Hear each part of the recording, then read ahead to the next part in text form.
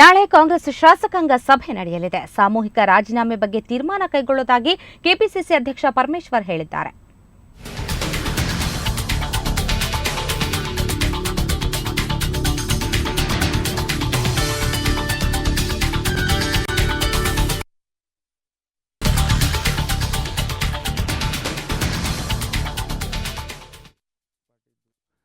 ಸಭೆ ಕರೆದಿದ್ದು ಸಾಯಂಕಾಲ. ಅದಾದಮೇಲೆ ಅಲ್ಲಿ ಕೂಡ ಚರ್ಚೆಗಳು ಬರ್ತವೆ. ಶಾಸಕರ ಅಭಿಪ್ರಾಯ ಏನು ಬರುತ್ತೆ ನೋಡೋಣ. ನಾಳೆ ಯಾವ ರೀತಿ ಹೋರಾಟ? ನಾಳೆ ಪ್ರತಿಭಟನೆ, ಧರಣಿ ಅಷ್ಟೇ. ಅದೇ ಈಗ ನಮ್ಮ ರಾಷ್ಟ್ರಪತಿ ಆಳ್ವಿಕೆ ಹಾಕಬೇಕು, ವರದಿ ಏನು ಕಳಿಸಿದ್ದಾರೆ ರಾಜ್ಯಪಾಲರು, ಅದನ್ನು ಒಪ್ಪಿಕೊಂಡು ಇಲ್ಲಿ ರಾಷ್ಟ್ರಪತಿ ಆಳ್ವಿಕೆ ಹಾಕಬೇಕು ಅಂತ ಹೇಳಿ ಧರಣಿ ಮಾಡ್ತೇವೆ. ನಾವು ನೆನ್ನೆ ಎಲ್ಲ ಮಾಡಿದ್ದೀವಲ್ಲ, ಅದೇ ರೀತಿ ಮುಂದುವರಿಸ್ತೇವೆ. ಗೊತ್ತಿಲ್ಲ ಅವ್ರು ಏನು ಮಾಡ್ತಾರೆ ಅಂತ. ನಮ್ಮ ಗಮನದಲ್ಲಂತೂ ಇಲ್ಲ. ಯಾರೂ ಆ ರೀತಿ ಹೋಗೋದಕ್ಕೆ ಈ ಸಂದರ್ಭದಲ್ಲಿ ಯಾರೂ ಕೂಡ ತಯಾರಿಲ್ಲ, ನಮ್ಗೆ ಗೊತ್ತಿದ್ದಂಗೆ. Thank you. ನನ್ನ ಬಗ್ಗೆ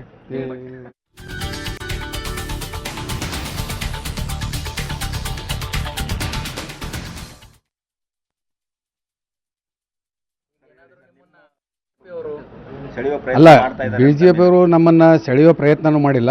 ನಮ್ಗೆ ಅಲ್ಲಿ ಬಿಜೆಪಿಗೆ ಹೋಗತಕ್ಕಂಥ ಇಚ್ಛಾಶಕ್ತಿನೂ ಇಲ್ಲ. ನಾವು ಕಾಂಗ್ರೆಸ್ ಬಿಟ್ಟು ನಾನನ್ಕೂ ವೈಯಕ್ತಿಕವಾಗಿ ಯಾವುದೇ ಕಾರಣಕ್ಕೆ ಹೋಗಲ್ಲ. ನಾನು ರಾಜಕೀಯ ವೈರಿಗಳು ಇದೊಂದು ಕುತಂತ್ರದ ರೀತಿಯಲ್ಲಿ ಇದನ್ನು ಸುದ್ದಿಯನ್ನು ಹರಡಿಸ್ತಕ್ಕಂಥ ಕೆಲಸ ಮಾಡ್ತಾರೆ. ಅದರಲ್ಲಿಯೂ ಕೂಡ ಲಿಂಗಾಯತ್ ಶಾಸಕರು ಯಾರಾದ್ರೆ ಅವ್ರ ಹೆಸರನ್ನು ಬಯಲಿಗೆ ತರ್ತಕ್ಕಂಥದ್ದು. ಅಂದರೆ ಯಡಿಯೂರಪ್ಪನವರಿಗೆ ನಾವು ಕೂಡ ಲಿಂಗಾಯತರು, ಅದಕ್ಕೆ ಇವರು ಈ ರೀತಿ ಮಾಡ್ತಾರೆ ಅಂತೇಳಿ ಜನರಿಗೆ ಅದನ್ನು ಮನಸ್ಸಿನಲ್ಲಿ ಇಂಪ್ರೆಷನ್ ಕ್ರಿಯೇಟ್ ಮಾಡೋದಕ್ಕೆ ಮಾಡ್ತಕ್ಕಂಥ ಒಂದು ದುರುದ್ದೇಶದಿಂದ ಕೂಡಿದಂಥ ಒಂದು ಇದು. ಯಾರೂ ಸಂಪರ್ಕಿಸಿಲ್ಲ. ನಾವು ಆ ವಿಚಾರದಲ್ಲಿ ಕೂಡ ಇಲ್ಲ. ನಾವು ನಮ್ಮ ಕ್ಷೇತ್ರದಲ್ಲಿ ಚೆನ್ನಾಗಿ ಕೆಲಸ ಮಾಡ್ಕೊಂಡು ನಾವಿದ್ದಾಗ ಸುಮ್ಮನೆ ಟಿ ವಿ ಮಾಧ್ಯಮ ಮತ್ತು ಪತ್ರಿಕಾ ಮಾಧ್ಯಮದಲ್ಲಿ ಬಂದು ನಮ್ಮ ಹೆಸರಿಗೆ ಒಂದು ಕೆಟ್ಟ ಹೆಸರು ತರ್ತಕ್ಕಂಥ ರೀತಿಯಲ್ಲಿ ಮಾಡ್ತಕ್ಕಂಥದ್ದು ನಮಗೆ ಆತಂಕ ಆಗಿಬಿಟ್ಟಿದೆ. ಇದನ್ನು ಅದಕ್ಕಾಗಿ ನಿಮ್ಮ ಮುಂದೆ ಇದನ್ನು ನಾನು ಹೇಳ್ತಾ ಇದ್ದೀನಿ. ನಾವು ಯಾವುದೇ ಕಾರಣಕ್ಕೂ ಹೋಗಲ್ಲ, ಈ ಕಾಂಗ್ರೆಸ್ ಬಿಟ್ಟು ಹೋಗೋದಿಲ್ಲ. ಅಂಥ ಒಂದು ಭ್ರಷ್ಟ ಪಕ್ಷಕ್ಕೆ ಹೋದರೆ ನಮ್ಮ ಇದು ಜನರ ಗೌರವ ಕೊಡ್ತಾರೆ. ಅಲ್ಲಿ ಪಕ್ಷನೂ ಭ್ರಷ್ಟ, ಅಲ್ಲಿರ್ತಕ್ಕಂಥ ವ್ಯಕ್ತಿಗಳು ಕೂಡ ಭ್ರಷ್ಟ. ಈ ರಾಜಕೀಯವಾಗಿ ರಾಜಕಾರಣದಲ್ಲಿ ಈ ಪೂರ್ಣ ಇದನ್ನ ವ್ಯಕ್ತಿಗಳ ಒಂದು ಏನು ಹೆಸರಿಗೆ ಕುಂದು ತರ್ತಕ್ಕಂಥ ರೀತಿಯಲ್ಲಿ ಮುಖ್ಯಮಂತ್ರಿಗಳು ಮತ್ತು ಮಸಿ ಬೆಳತಕ್ಕಂಥ ರೀತಿಯಲ್ಲಿ ಅವರ ನಡೆನುಡಿಗಳಿರೋದ್ರಿಂದ ಯಾರು ಕೂಡ ಆ ಪಕ್ಷಕ್ಕೆ ಹೋಗೋದಿಲ್ಲ. ಯಾವ್ಯಾವ ಉದಯ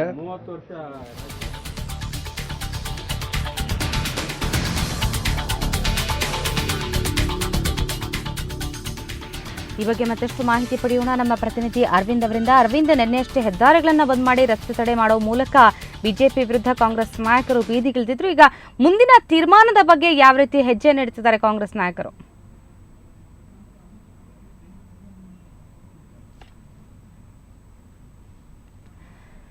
ನಿನ್ನೆಯಷ್ಟೇ ಬೆಂಗಳೂರು ಪ್ರವೇಶಿಸುವಂತಹ ಮುಖ್ಯ ಹೆದ್ದಾರಿಗಳನ್ನು ಬಂದ್ ಮಾಡಿ ರಸ್ತೆ ತಡೆ ನಡೆಸುವ ಮೂಲಕ ರಾಜ್ಯ ಕಾಂಗ್ರೆಸ್ ನಾಯಕರು ಬಿಜೆಪಿ ಸರ್ಕಾರದ ವಿರುದ್ಧ ಬೀದಿಗಿಳಿದಿದ್ರು.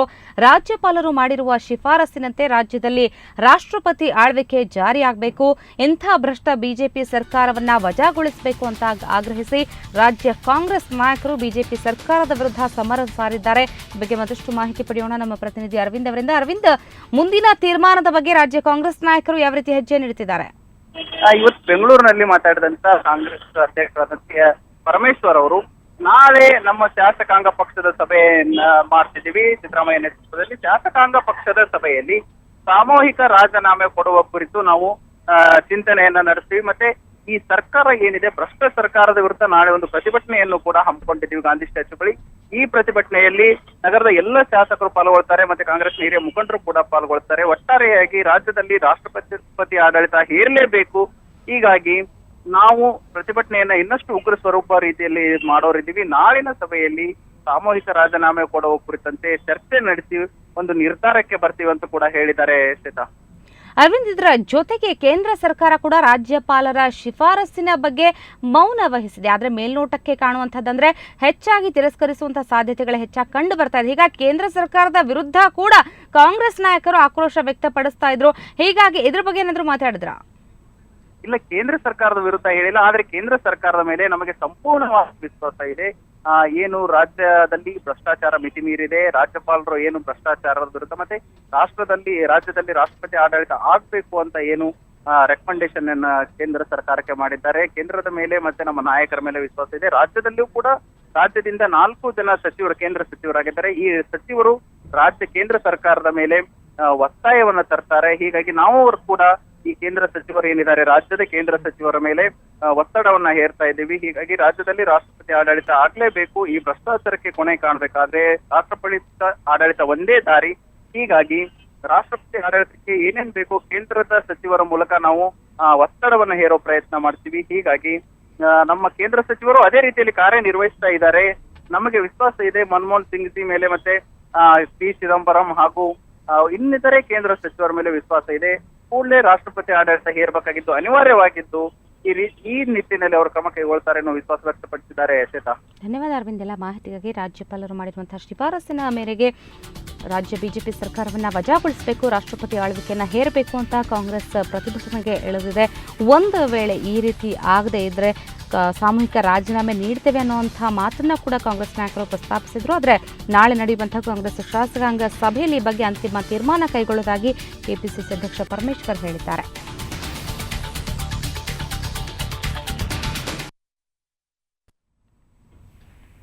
ನಿನ್ನೆಷ್ಟೇ ಬೆಂಗಳೂರು ಪ್ರವೇಶಿಸುವಂತಹ ಮುಖ್ಯ ಹೆದ್ದಾರಿಗಳನ್ನು ಬಂದ್ ಮಾಡಿ ರಸ್ತೆ ತಡೆ ನಡೆಸುವ ಮೂಲಕ ರಾಜ್ಯ ಕಾಂಗ್ರೆಸ್ ನಾಯಕರು ಬಿಜೆಪಿ ಸರ್ಕಾರದ ವಿರುದ್ಧ ಸಮರಕ್ಕೆ ಇಳಿದಿದ್ರು. ಇದರ ಜೊತೆಗೆ ರಾಜ್ಯಪಾಲರು ಮಾಡಿರುವಂತಹ ಶಿಫಾರಸಿನ ಮೇರೆಗೆ ರಾಜ್ಯಪಾಲರು ಕಳಿಸಿರುವಂತಹ ವರದಿಯ ಮೇರೆಗೆ ರಾಜ್ಯದಲ್ಲಿ ರಾಷ್ಟ್ರಪತಿ ಆಳ್ವಿಕೆ ಜಾರಿಯಾಗಬೇಕು, ಭ್ರಷ್ಟ ಬಿಜೆಪಿ ಸರ್ಕಾರವನ್ನ ವಜಾಗೊಳಿಸಬೇಕು ಅಂತ ಆಗ್ರಹಿಸಿ ರಾಜ್ಯ ಕಾಂಗ್ರೆಸ್ ನಾಯಕರು ಪ್ರತಿಭಟನೆ ಮಾಡ್ತಾ ಇದ್ದಾರೆ. ನಿನ್ನೆಯಂತೆಯೇ ಅವರು ತಮ್ಮ ಪ್ರತಿಭಟನೆಯನ್ನ ಮುಂದುವರೆಸಿದ್ದಾರೆ. ಜೊತೆಗೆ ಸಾಮೂಹಿಕ ರಾಜೀನಾಮೆ ನೀಡ್ತೇವೆ ಅನ್ನುವಂತಹ ಮಾತನ್ನ ಕೂಡ ರಾಜ್ಯ ಕಾಂಗ್ರೆಸ್ ನಾಯಕರು ಪ್ರಸ್ತಾಪಿಸಿದ್ರು.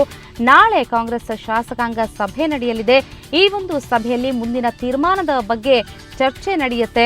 ಸಾಮೂಹಿಕ ರಾಜೀನಾಮೆ ನೀಡಬೇಕೋ ಬೇಡವೋ ಅನ್ನೋದ್ರ ಬಗ್ಗೆ ಅಂತಿಮ ತೀರ್ಮಾನ ಕೈಗೊಳ್ಳೋದಾಗಿ ಕೆಪಿಸಿಸಿ ಅಧ್ಯಕ್ಷ ಪರಮೇಶ್ವರ್ ಹೇಳಿದ್ದಾರೆ.